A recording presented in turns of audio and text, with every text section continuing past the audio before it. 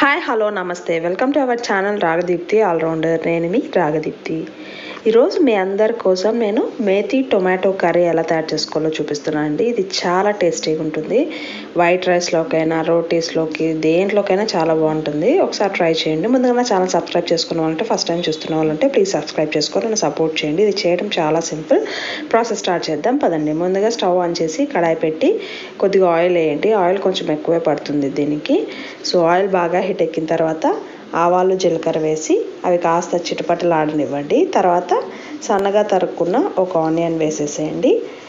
ఇప్పుడు కొంచెం కరివేపాకు కూడా వేసేసి ఇప్పుడు మనం దీన్ని కాసేపు ఫ్రై చేద్దాము. ఇలా ఆనియన్ అంతా బాగా మగ్గిన తర్వాత సన్నగా తరుక్కున్న టొమాటోస్ మీకు ఎన్ని కావాలంటే అన్ని వేసేసుకొని ఇందులోకి కొద్దిగా పసుపు కూడా వేసేసేయండి. తర్వాత ఉప్పు, ఇక్కడ రాళ్ళు ఉప్పు వేస్తున్నాము. సో వేసేసి కాసేపు ఫ్రై అవ్వనివ్వండి. కొంచెం లైట్గా టొమాటోస్ మగ్గిన తర్వాత అప్పుడు సన్నగా తరుక్కున్న మెంతాకు వేసేసేయండి. కొంచెము వేసేసి బాగా మిక్స్ చేసి ఈ మెంతాకు అంతా బాగా మగ్గనివ్వండి. మెంతాకు బాగా మగ్గితేనే మన కర్రీ టేస్ట్ వస్తుంది. సో ఇలా బాగా మగ్గిన తర్వాత ఇప్పుడు ఇందులోకి మీ స్పైస్ లెవెల్కి తగ్గట్టు కారం పొడి వేసేసి కొద్దిగా గరం మసాలా వేసేసుకుంటే ఒక 2 minutes మిక్స్ చేసుకొని ఫ్రై చేసుకుంటే మన టేస్టీ అయిన మేతి టొమాటో కర్రీ రెడీ అయిపోతుంది. చాలా సింపుల్ అండి.